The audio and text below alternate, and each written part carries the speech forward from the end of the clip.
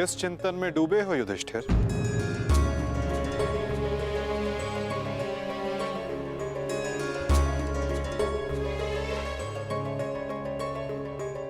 प्रणिपात वासुदेव।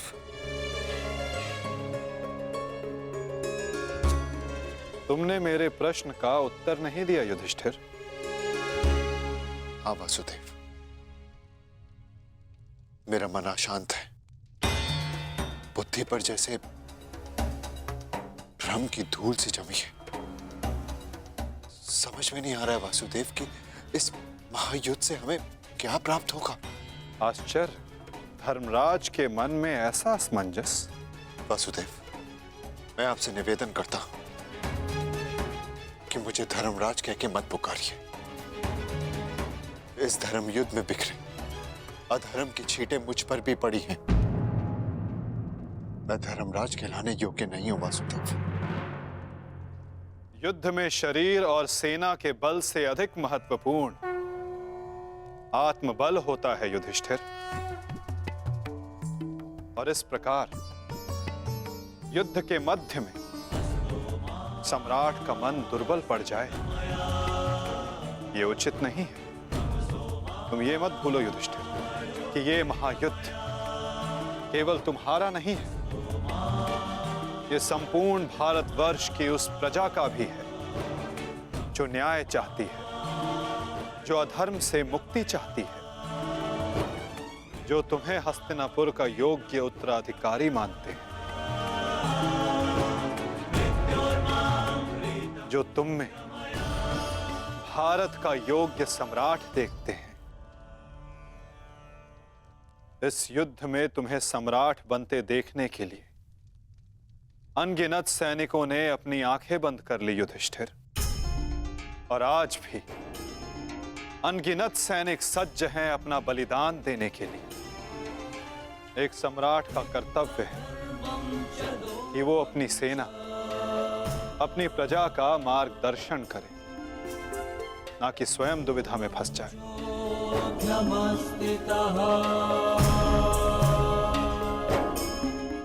किंतु प्रश्न ये है कि सम्राट के मन में ये प्रश्न आया क्यों?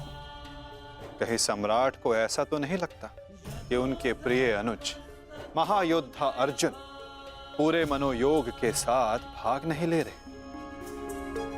कदाचित इसीलिए अंगराज अब तक युद्ध क्षेत्र में है।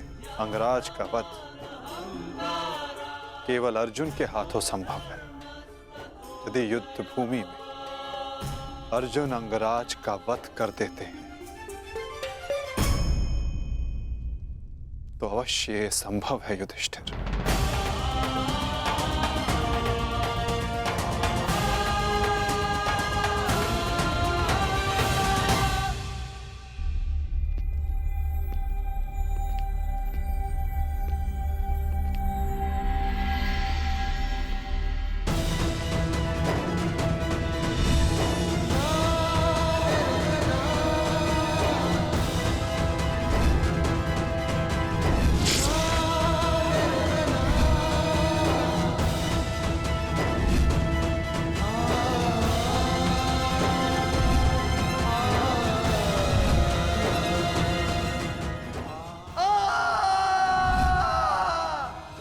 मैंने जीवन भर परिवर्तन के लिए संघर्ष किया, क्योंकि जब भी मैंने ऐसा किया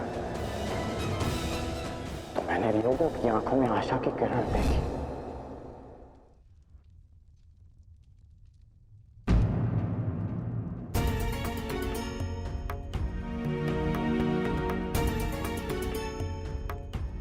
जिस परिवर्तन के लिए तुम लड़ रहे हो उसके लिए सबसे पूर्व तुम्हें सशक्त होना होगा कर्ण।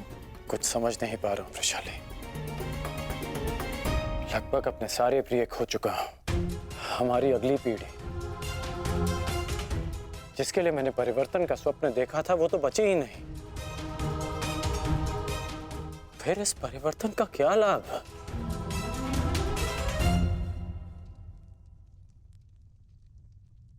तुमने जो जो सहा है मुझे उसका भान है कर्ण, परंतु कुछ नवीन पाने के लिए बलिदान करने ही पड़ते हैं। युद्ध में योद्धा वीर गति प्राप्त करता है ये भी जानते थे। धन की, प्राण की, अपनों की हानि होती है ये भी तुम जानते थे कर्ण। फिर आज ये उद्विग्नता क्यों?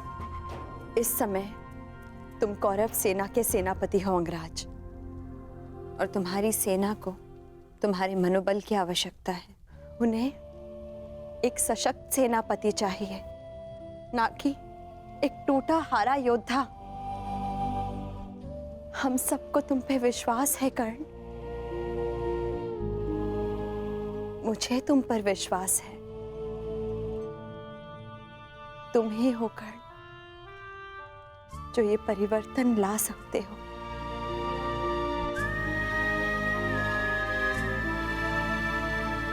मैंने तुम्हें कितने कष्ट दिए हैं,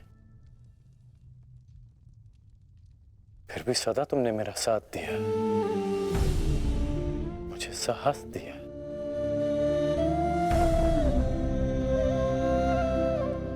मैंने सदैव परिवर्तन चाहा है,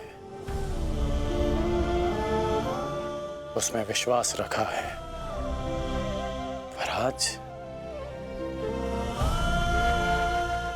स्वयं को संभाल नहीं पा रहा हूं मैं।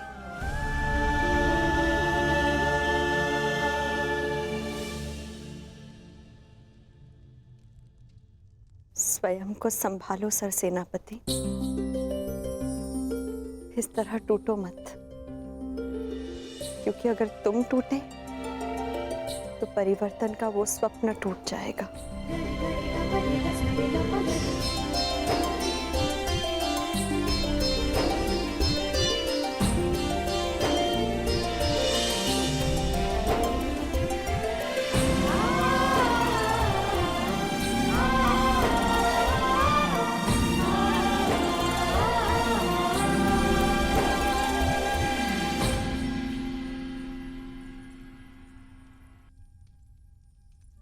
जी जी, एकांत। जी मैं कुछ मत कहो कुंती, समय ने मुझे उस मोड़ पर लाकर खड़ा कर दिया है जिस मोड़ पर ना तो मेरे पास कुछ कहने के लिए है और ना ही सुनने के लिए।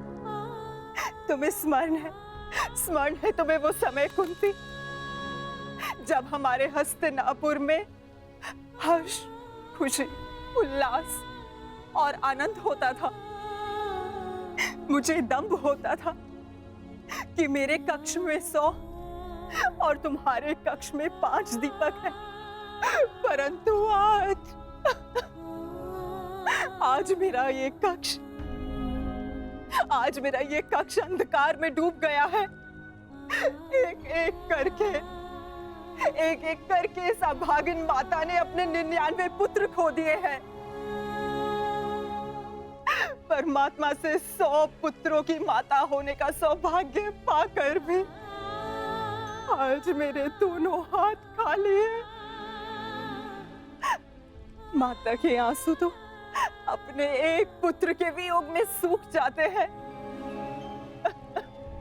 परंतु मैं अभागिन गांधारी अपने 100 पुत्रों के विलाप के लिए अश्रु कहां से लाएगी कुंती? कहां से लाएगी? ऐसा नहीं है दीदी, ये दुर्भाग्य नहीं, हमारी असफलता है। दीपक का दर में जलना ये तो संभालने वाले के हाथ में है कि वो उस दीपक से प्रकाश करवाता है या अपने घर को सुहा कर लेता है, या अपने संतान पर अपना नियंत्रण खोने के कारण ये युद्ध हुआ है, जिसका परिणाम हम माताएं भुगत रही हैं। जो पीड़ा आपकी है जीजी, वही पीड़ा मेरी भी है। आज आप जिस परिस्थिति में हैं, मैं मैं भी स्वयं उसी परिस्थिति में बंधी हूँ।